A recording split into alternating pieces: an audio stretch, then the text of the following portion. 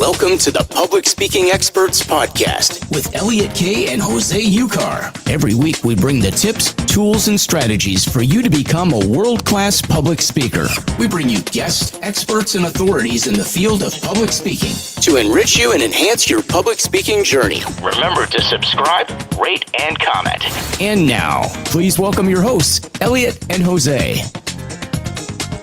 Hello, everybody. Hello.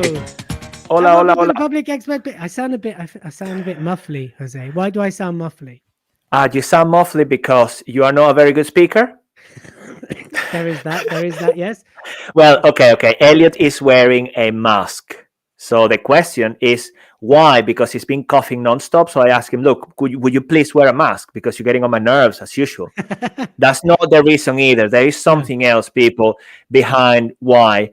And I guess this would be an amazing opportunity to intro our guest. Or do we intro the topic first, Elliot? How are we going to play this? Topic first, but I'm going to take this mask off.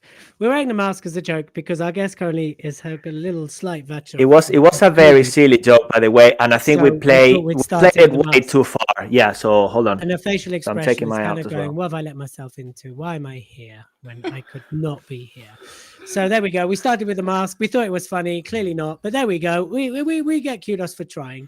Welcome to the Public Speaking Expert Podcast, where we release a podcast every single Saturday. So if you're not already subscribed, commented, and of course, listening on a regular basis, make sure you do. And this episode is being sponsored by the Ultimate Presentation Get Book List.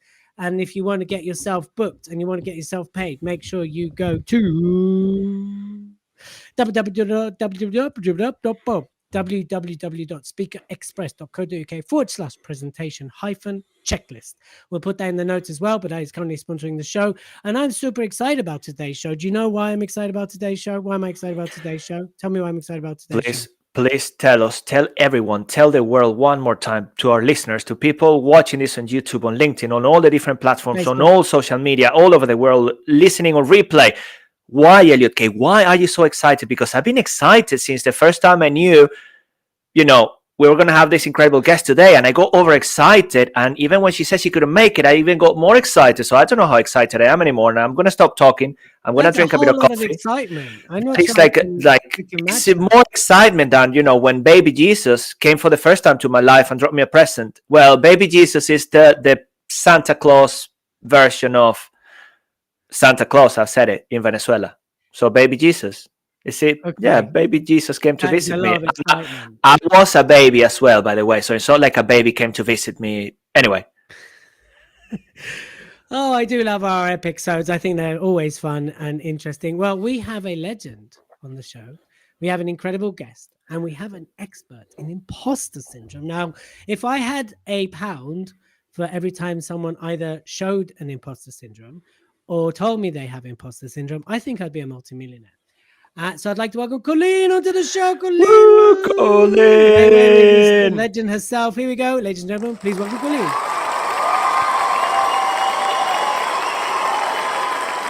That's how happy we are to have you. Colleen, thank you for coming on the show today. We're super excited to interview you, and we're super excited to have you. I'm going to start off with a slightly... Quickly. I think Colleen deserves not just a round of applause, but a huge, massive thank you, Colleen, because she has got COVID. And you are with us today, despite that, to show that you've got what it takes. Because, as I said before, Elliot or myself, we would be like, And here you are. So thank you very much.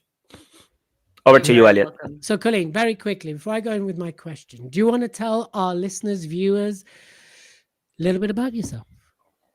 Yeah. I'm a psychotherapist first and foremost, and I work predominantly with women, although I do work with some men as well, but mostly with women.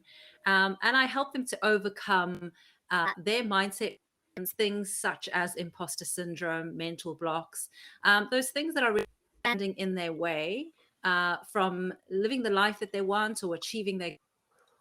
I find it incredibly rewarding work. It's amazing to help people to get to where they really want to be. So that's just a very short intro about who I am and what I do. Amazing. So I've got 2 questions for you to kick this off. Number 1, what is imposter syndrome? Okay, so in a real nutshell, is feeling like you're not as people think you are or say you are. It's kind of just waiting for somebody to just tap you on your shoulder and say, I'm so sorry, we've made a terrible mistake. Didn't really actually be here.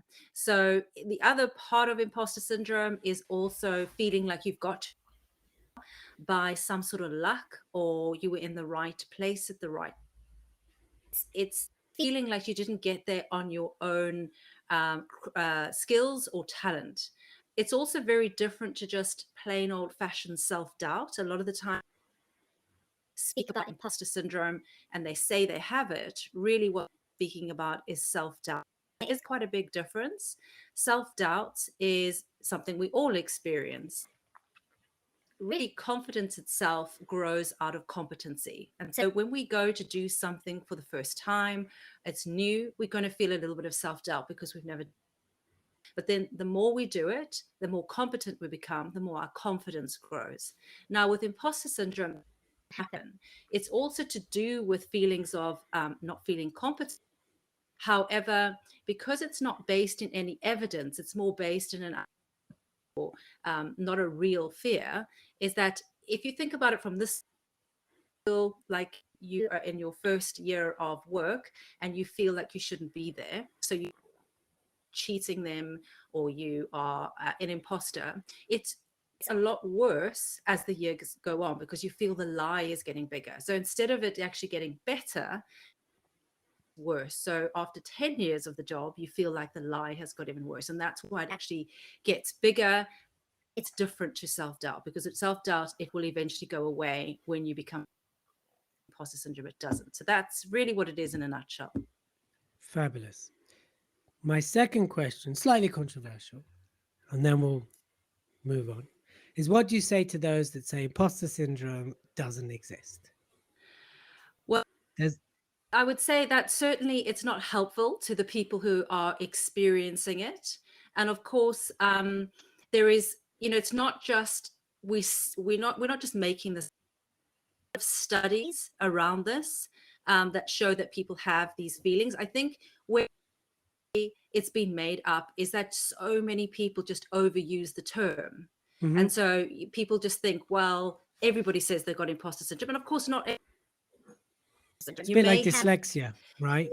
Yeah. And also it's like people can't spell, they go, I'm dyslexic, which is a completely different thing. Yeah, absolutely. So it's just it's a very overused word. Which I think, that's why people start to sort of go, oh gosh, another one. But it really is a real thing. And there's a lot of studies that back it up. It's not just a made up thing. Brilliant. Jose, you're doing your question, Bob. Over to you. He does this thing with his head, Colleen, when he's got a question. This is also nodding because I'm in agreement. Like in the answer, usually when Elliot's speaking, I just go the other way around. So I just go that. Anyway, Colleen, thank you so much for that fantastic answer.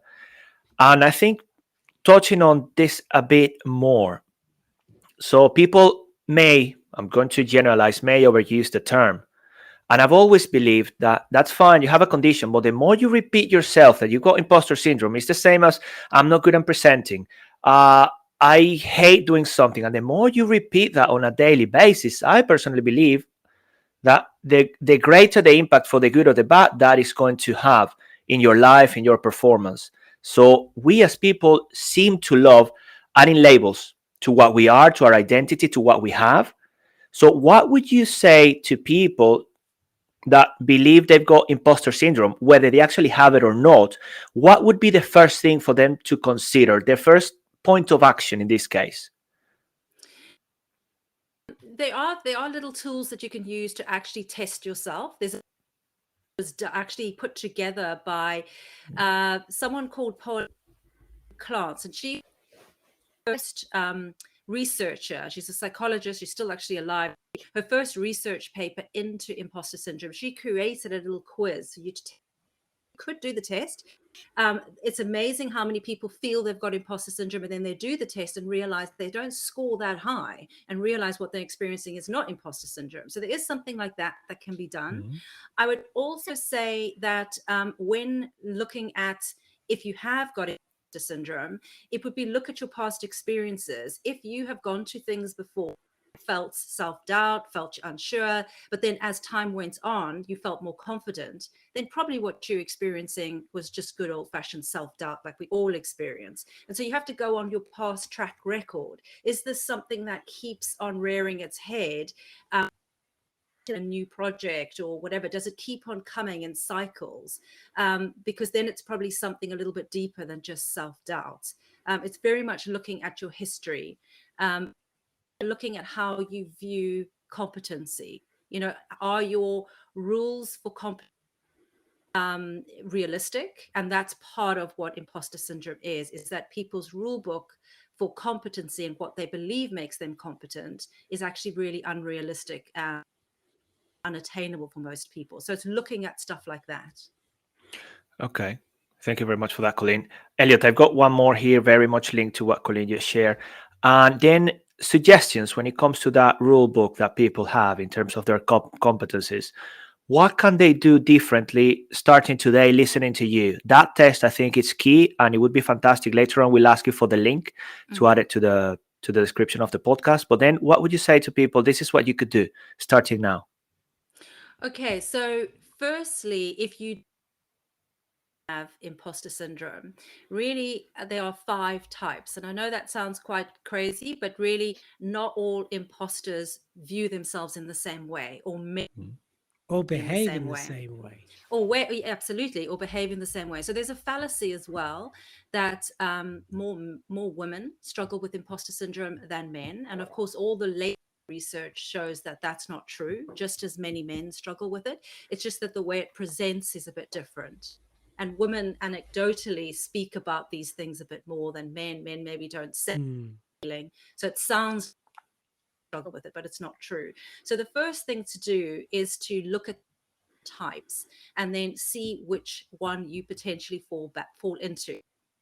One of the types, which I think maybe there's quite a few people who can relate to this one, is the perfectionist.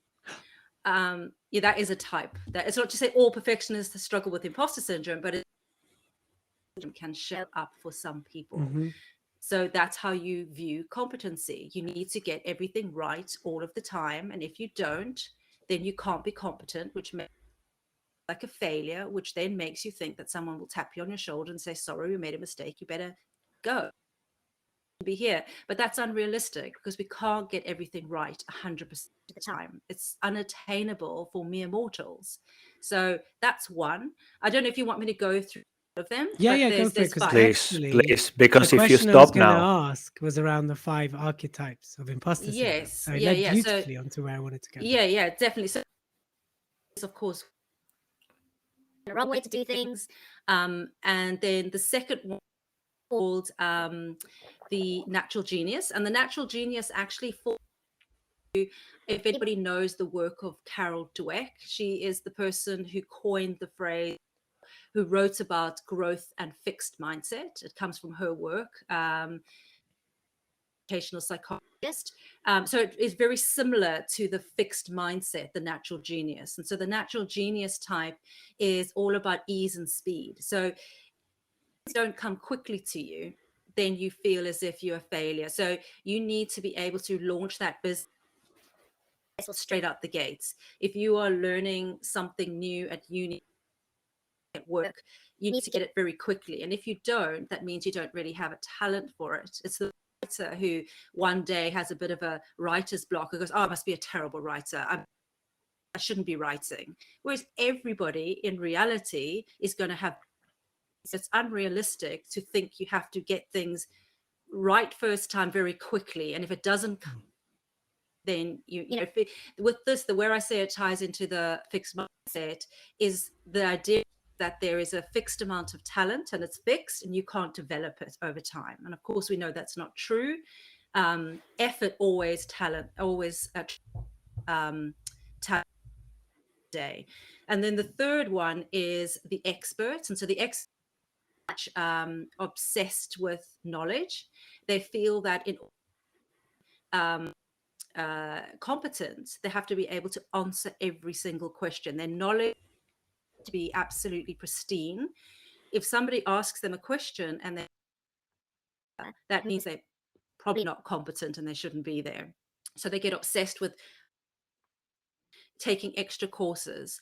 Of course, what this means is that you'll go much longer because you have to do all this additional studying. So instead of going, well, I've already got a lot here, I could probably launch that business. You think, no, I better go do that business degree. I better go possibly do this until I get all this other stuff.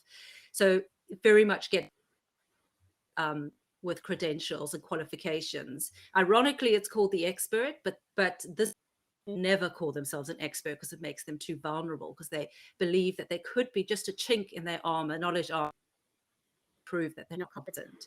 The fourth type is the soloist. Is someone who cannot ask for help. They feel if they have to ask for help, competent. They have to do everything by themselves, and it could be unrealistic.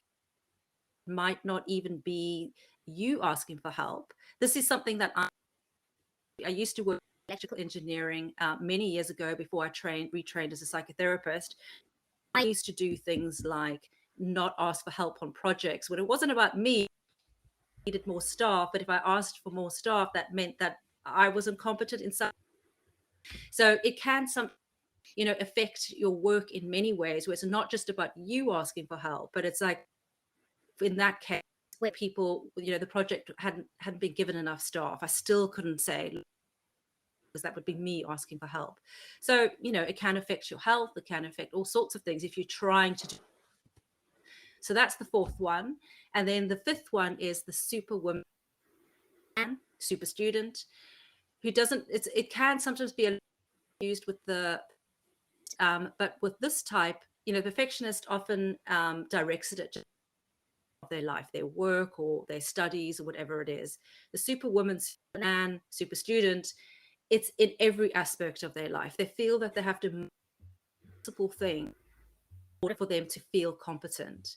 And of course, social media help this type at all, because you look at social media and it looks like everybody is, not only being the best parent, but they're also starting a non-profit and they've got a success. They've got all these things that they look like they're doing masterfully. And of course, that's not true. It's like you can't just take up a little bit of cooking. You have to be almost a Michelin star chef in the kitchen. You have to be the best friend imaginable. So sustainable. You might be able to do things well all together for a short period of time, be masterful at absolutely everything in your life. It's just all attainable for normal people. So those are the 5 main types. Fascinating. It's interesting. That's where I wanted to lead, and you went there anyway. So that's good news.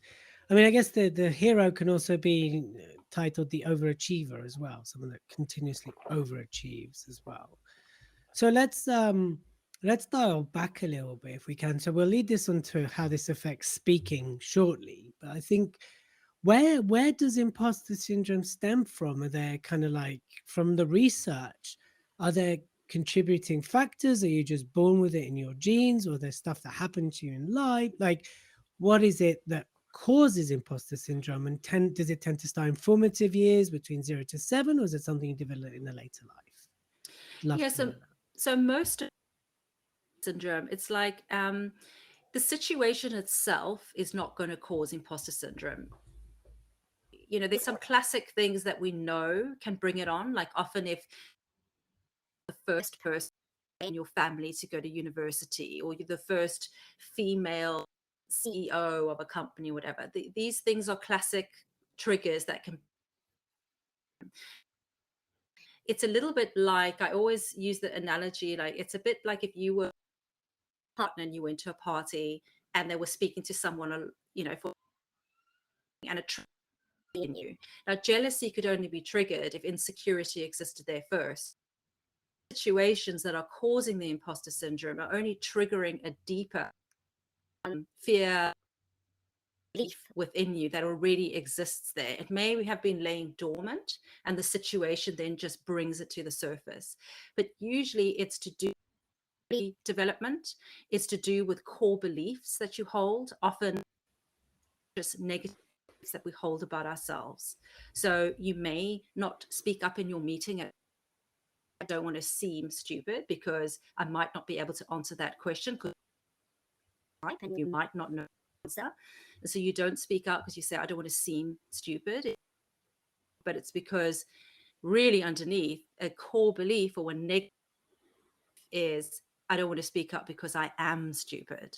But not because you are, it's because these imprints that happen in our early years, it can be imprinted from something that's happened, evidence to say that you're stupid, but because you are a little child, you create a story around what's happening to you. And so something might have created a belief that I am stupid, or I'm not as good, or I'm not worthy, or the world is a dangerous.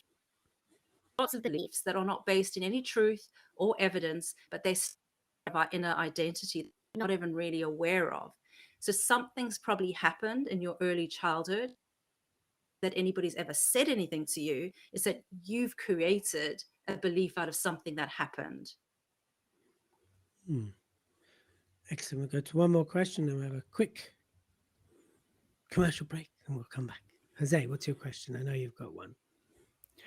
I've got many. This topic is incredible, Colleen, and I've heard you speak before on Clubhouse. You've been to our rooms and really, really enjoy it. Thank you very much for sharing all of these great insights. Now, the next thing would be you sharing this, and it's impacting definitely beliefs, something we decided to believe consciously or unconsciously, and then it impacted who we are today or who we are at that moment, which can be contextual as well. So a person with that description, just what you share, what would you say? Because I always like, practical tips as well. Is there anything people can do if I believe, okay, I'm not great at speaking and I still don't know what the reason is for it, but that's just the answer that comes to mind every time I've been asked a question, for example? What would you say to that person? What can they do? Yeah, so there could be two things going on. One could be, that it's negative. A lot of these beliefs that we have, we're not conscious of at all. We're not conscious of the beliefs. They're buried, and we don't have any awareness of it. It could be say, for instance, and you might not remember it, because sometimes these things, but something could have happened when you were a child. Like, say, for instance, you were years old and you got asked to stand up and read out of your, and as you stood up, you fell or you stumbled over your words or something happened, and the class laughed at you. Your brain in that moment created a speaking in front of people. What do I know about it? Brain is a pattern matching organ, so it will store that. So it's about pattern matching. And so when you are then about to speak in front of a group of people, maybe later at work, suddenly your brain looks back into the archive of, what have I this? I've got speaking in front of large groups of people is potentially threatening. Don't do it. And so the fight and flight response. So something like that could have happened to you, that makes speaking in public, or that's just one example. It could be lots of other, or it's something else to do with a deeper belief, a core belief that got created as a child about your worth, or that type of thing. So there's two scenarios of how that could. It is really about figuring that out, but it's also the other can do, finding where the belief is and what the belief is if you in your whatever that may be, because we don't feel imposter syndrome in every situation. There might be things we're really confident about, and it only shows up in work in a certain place, or it only shows up when you are doing sport or whatever. It doesn't show up in every. You imagine yourself in your imposter situation. Maybe it's trying to speak up in the meeting at work, and then you close your eyes and you imagine in that scenario would be the worst thing you could hear. Is it everyone laughs at you? What is the worst thing that in that situation. And that would kind of start to give you an idea about what the belief is about. Because often we don't think about that. We just know, avoid it. We don't really think deeper about what it is actually. What would be the worst thing? And that would give you an indicator of really what it's about. The other things that you could do deeper from that point to start. So Amazing, taking Colleen. to Thank you. extremities and getting people to almost do a cognitive rehearsal of extremity and then dialing back from there. Is that what And you're also saying? and also what it is about, as well as connecting to the feeling. So the really important thing when we are trying to facilitate change, we do that by connecting to emotion, because you can rationalize and you can be logical about lots of things. That doesn't form change. We change through emotion. That's the energy that gets. You need to connect to what is the feeling. So say the feeling is that you get this deep fear. So another little thing is, once you've connected to the feeling, so you get your worst case scenario, and it's like, oh my God, yes, it would be someone that feel. You connect to the emotion of what that feels like, and then up to it where you follow the emotion back, and so you remember the last time you felt, and you remember the scenario, and then you maybe go back to an earlier time. Maybe you were, I don't know, in high school or something like that, and you keep on memory with the emotion, because the thing that ties a pattern together is the emotion. Different, but the emotion is the same. And then you sit with the emotion. And I know this sounds a little bit out there, but what you do is you hold on to the emotion, and you now close your eyes and you say, holding the intention, show me the source of this.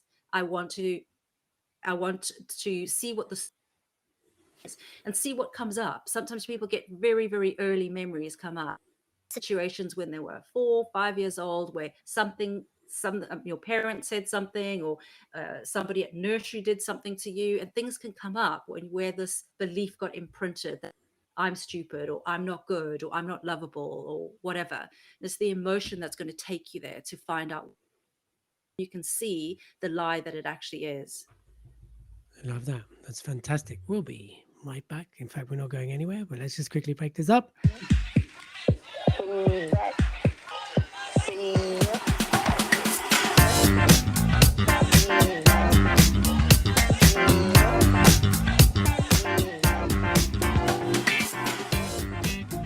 You're listening to the Public Speaking Expert Podcast, and we release an episode every Saturday. So make sure that you subscribe, you comment. And of course, if you comment and send us a picture of it on the Elliot and Jose Show on Instagram, we will send you a copy of my book, Speak, Influence, Sell, on the house, if you send a picture of your comment, because we just love sharing. And of course, this episode is sponsored by the Ultimate Presentation Checklist. So make sure you go to speakexpress.co.uk/presentation-checklist, where you can get places to get booked, podcasts to get interviewed on, and the ultimate checklist for when you get booked, what to ask the people booking you, and therefore you can get paid and also show up in excellence. Today we're interviewing Colleen, and she's talking about overcoming imposter syndrome, and what an incredible episode we are having. I feel like we could go on for 3 to 4 hours with what we're learning here today, and we've had the pleasure of having Colleen in our room as well on Clubhouse, and she is a powerhouse when it comes to it. Colleen, do you still run your rooms on Clubhouse that you used to do? So we'll let you plug all. Perfect. We'll let you give a massive plug towards the end, because I've been in that room and it's incredible, the insight and what Colleen shares. And I just highly suggest you reach out to Colleen and connect with her if you've got anything to do with imposter syndrome. So we talked about connecting to the emotion. We talked about, so in essence, we need to change the emotion to change the imposter syndrome, right? As well as look at the cognitive aspect of it. Yeah, I mean, the connecting to the emotion is finding usually the root to the pattern of where the pattern started. It was what I call a root pattern, a core belief. So you can understand where the imprint is. That will help with that, and then you can start seeing it for the untruth that it is. So from a speaking point of view, if we dial this back to the podcast, so obviously you've got the speakers that have imposter syndrome, so they won't get on stage in case they're found out. What you're saying is there's equally the speakers that won't stop studying speaking because they need to be the best speaker they can possibly Mm. be, and they'll never truly go for it, but they'll keep studying it. If we're looking at archetypes, then Yes. there's the one that has to master all elements of speaking because they're the superhero speaker, right? And then there's the ones that just they refuse to have any mentorship or coaching because they can do it alone, and they've got to do it alone because accepting any form of guidance is asking for help, right? Yes. So have you ever had anyone that's come to you like, oh, Vey, I'm not sure I can really work with this person? I know fundamentally as a therapist, you never believe that because you wouldn't be a therapist or you wouldn't be a coach. But is there someone you're like, oh my God, but then when you crack them, it's like, chalk and cheese.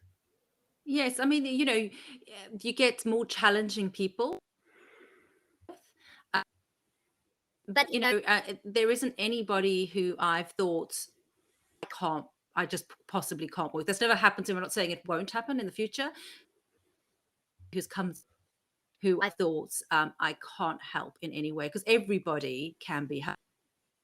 Everybody can, as long as they're willing to put the work in. I think sometimes can lay is when people think you're going to be able to just fix them, and you come to see you, and they're going to sit in your chair, and you're going to wave a magic wand. They're going to be okay. Work that way. Of course, it's up to the person, and I can only guide and direct. And so I use the analogy of they in the driving seat, I'm in the passenger seat, and I've got to show them the best route to go in the shortest amount of time, but they have to do the drive.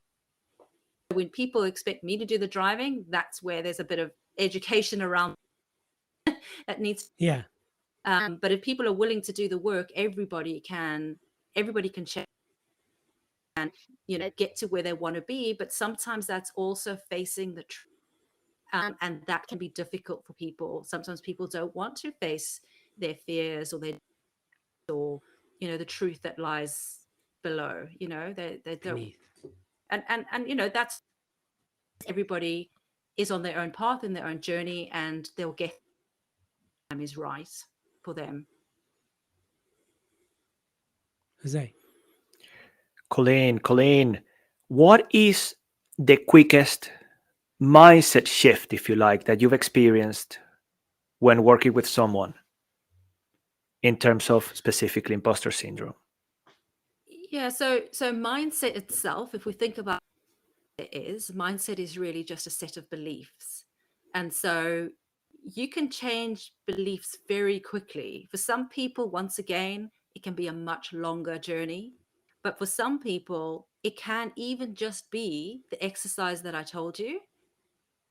People have massive shifts by them realizing the root of where this beliefs come from. And suddenly they have an awakening of, oh my God, this is just nonsense. And it can change like that. It can change as quickly.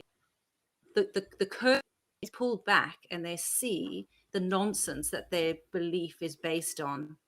That can have an enormous effect. So I've seen that happen very quickly for some people. Thank you very much for that, because I would love the audience listening to this to then pay attention, because it can happen as quickly as Colleen mentioned. So bear that in mind. And one more question, Colleen. What would you say is the difference that makes a difference when it comes to overcoming imposter syndrome? The difference is, once again, it's taking responsibility for the work. It's sometimes it's going down deep into places difficult for people. So it's that willingness that makes the difference, and the speed as well. I would say that is the biggest factor, is how to in and not be scared. Be courageous, basically. Amazing. It is our responsibility then. Thank you very much for that, Colleen. I love that. Perfect. So before we wrap this up, would you just, because I'm hearing there must be severity levels, just like there's archetypes, there must be severity levels, right? There's people that it's crippling for, and then there's people where it's just light. And what you're saying is, as long as you're courageous and you're willing, whatever level you're at, you can overcome it probably a lot quicker than you think. So a lot of it is the story we're telling ourselves. It's going to be hard. It's going to be tough. I'm not sure I can do it. Versus being willing to trust the process and allow yourself to land where you need to land when you land. Would you say that's about Yes. right? Yeah, absolutely. And remembering that a lot, they're just automations and programs running to keep us safe. You know, its main purpose is for our survival, is to keep.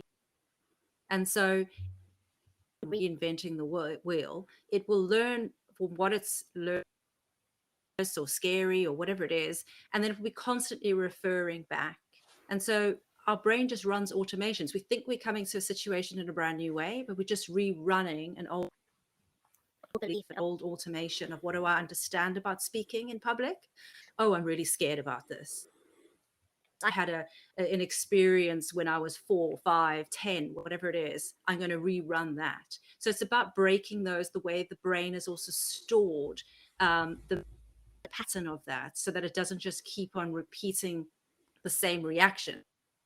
Creates a brand new response rather than just an automation from the past. So that the other thing I just want to as well think is very important for people to understand is that a lot of our behaviors, like procrastination, self-sabotage, all of these behaviors, all of this also can come out of imposter syndrome. It's not the only reason to procrastinate or something, but a lot of these behaviors, they're there to protect us. Mechanisms. None of these behaviors developed to harm us. But if you think your biggest fear is being found out that you now can't do this thing, or you're not as good as other people think you are, you will create behaviors to yourself from that being found out, if you like. And that's where these behaviors come from as well. And so if you're procrastinating on your public speaking or whatever, it is a natural of behavior that will come out of imposter syndrome to protect you, basically. Right. So before we invite you to give yourself a shout out where people connect with you, follow you, etc., do you find working with the hero archetypes, they deal with it really quickly? See what I did there? It's not a serious question. It's all pretty much the same. It's, you know, each person, what they bring, it's going to be very unique to each person. Of course. You can't really tell how long. Excellent. So, Colleen, this has been, oh my God, honestly, I really feel like we can keep going. People want to reach out to you, connect with you, where do they need to go? Please share everything and anything you'd like to share. And over to you. Thank you. So, yeah, so I'm on Clubhouse most mornings, Tuesday to Friday. I used to Monday to Friday, but I'm giving myself Mondays off nowadays.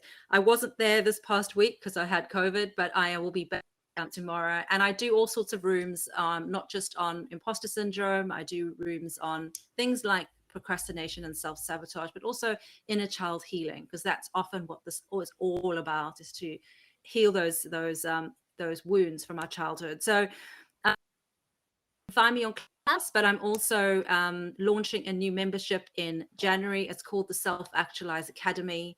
And so I'm very excited about that, because we will be covering all the stuff. In order to self-actualize, we have to heal, and we have to let go of these core beliefs that are keeping us, you know, from moving forward. And so that's what the out. And so I'd love to see people in that. If they want to find out more, they can email me. I've got a wait list as well that people can join, so that when the academy goes live, they can fight, basically. So those where are do they go to find out? So I've got a link that I can give you for the actual wait list, and it's got a little bit of description about what the academy will be about. And so I can give you the link to that wait list as well. Great. We'll put that in the comments then. In the show notes. Show notes. Excellent. Thank you for that. And your Instagram handle and where people can my follow Instagram you? handle is Detox Your Mind. Unfortunately, a lot of my social media stuff, it's not all called the same thing, which is a bit confusing for people. I need to start aligning it all. So my your mind. But you can find me as well if you just Google Colleen Sodano. I have a couple of different websites on there. If you Google my name, a lot will come up. Amazing, amazing. So thank you for coming. It's been deep, it's been insightful. So before we hand it over to Jose for last words, here's what I want to say to everybody listening. Understand that your journey is unique, and understand courage shows up in different ways. As is imposter syndrome, if you think that you might have it, test, find out, speak to an expert, speak to Colleen. They can tell you yes or no. If it's no, great news. If it's yes, then you can be guided through. There's no shame, there's no weakness in asking for help, and there's no end goal to becoming a better you. So just remember, whatever you are and wherever you are, it starts with the first step. Jose, over to you.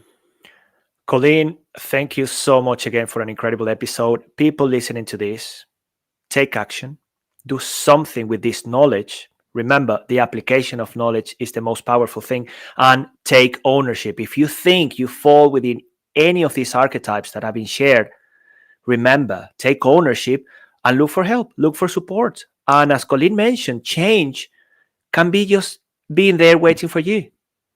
Thank you very much, everybody. Thank you